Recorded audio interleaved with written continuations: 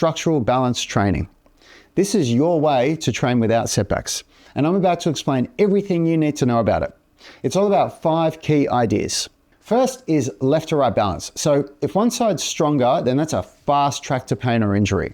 And anytime you do a bilateral lift, which is where both arms or legs push the same load together, as you approach failure, the weaker side has nothing left to give and the stronger side takes over.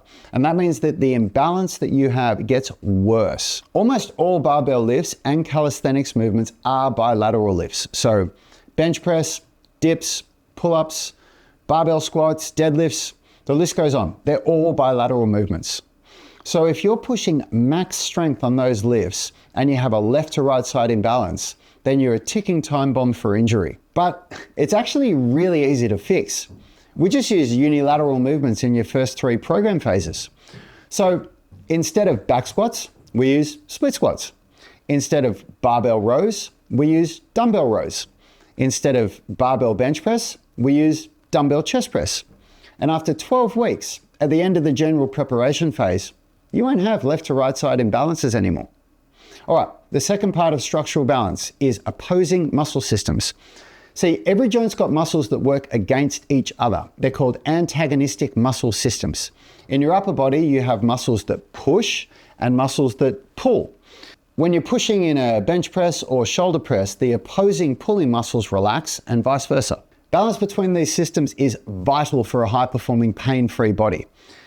Sadly, you've most likely trained in a way that hasn't balanced push and pull in a 1-to-1 ratio.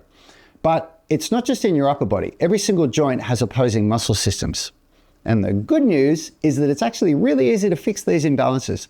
We just pair antagonistic movements together in the same workout. So for every set of bench press, you also do a set of row. For every set of quad dominant leg exercises, we do a set of hamstring dominant leg exercises. This is also an incredibly efficient way to work out. All right, let's move on to the third point for structural balance, which is upper and lower body balance. This one's pretty simple to understand because we've all seen the big gym bros with the huge upper bodies and no legs, or the runner with muscular legs but a really scrawny upper body. And that's trouble waiting to happen. We just use balanced program splits. So you're training upper body workouts and lower body workouts. Pretty simple. Fourth is balance between stabilizer muscles and prime movers. Our body has this inner unit of stabilizers and an outer unit of prime movers. Now, the stabilizers keep the joints moving the way that they're meant to and prevent dislocations. The prime movers are the ones that we see in the mirror that create movement. So here you can see the prime movers on the hip on the left side and the stabilizers of the hip on the right side. And another example is in the shoulder. The stabilizers are the rotator cuff and the scapular stabilizers, and the prime movers are the pecs, the lats, the deltoids, the biceps, and the triceps. Most people train the prime movers and neglect the stabilizers. We train them both in every workout. Here's some examples of stabilizer training for the shoulder. So external rotations, inverted kettlebell press, trap 3 raise, they're all examples for shoulder stabilizer training.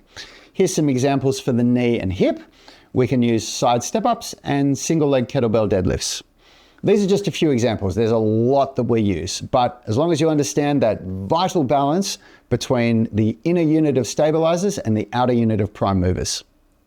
Okay, the fifth element of structural balance training is the balance between strength and flexibility. And we mix them both in every workout. That's our thing. Because we've seen what happens when you try to split strength and flexibility into separate workouts. You'll always favor one and skip the other. You see it all the time. Jack dudes who can't touch their toes, or hypermobile yogis who can't do a pull-up, or squat half their own body weight. We'll show you later in this series how we fit both into a 60-minute session. So those are the 5 elements of structural balance training. Now, any imbalances you have are basically an injury waiting to happen. People think they got injured from deadlifting or playing sports or running, and it's usually wrong. It was actually the years and decades of building a structurally imbalanced body that set you up to get injured. And you can fix these imbalances easily if you follow the right system. Now, before we move on, let me address something. Of course, you're wondering if I'm just hyping this all up and if it's really worth your money. Good question. Imagine the UMS is an investment. Now, if you got pain-free so that you could work out without limits. Do you think that would be worth it? I reckon that'd be one of the best returns on investment that you'll ever get. What do you think?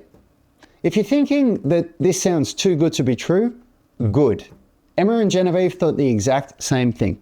Emma had been training CrossFit for 10 years. She was strong, fit, and competitive. She could perform 16 strict pull-ups, but she couldn't do one single chest-to-bar pull-up. And despite hiring personal trainers and working really hard, she stayed stuck below a frustrating ceiling. And trust me, CrossFit's work harder mentality was not the solution. She needed structural balance.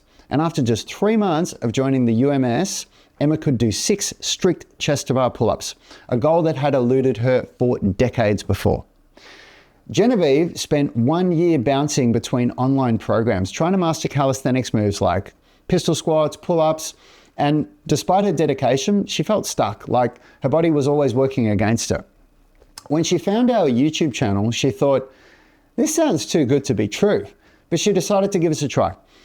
At first, she thought that the UMS was too easy for her level. I remember when she reached out to me and said, these workouts are too easy, Rad. But I explained that building true structural balance first was critical and that through periodization, her program would progressively challenge her a little bit more through each program phase. Genevieve unlocked pistol squats, pull-ups, and full push-ups for the first time in her life. Structural balance training works, and Emma and Genevieve's story prove it. So let's move on to the next tool we use to break through the roadblock of pain and injury, which is load management.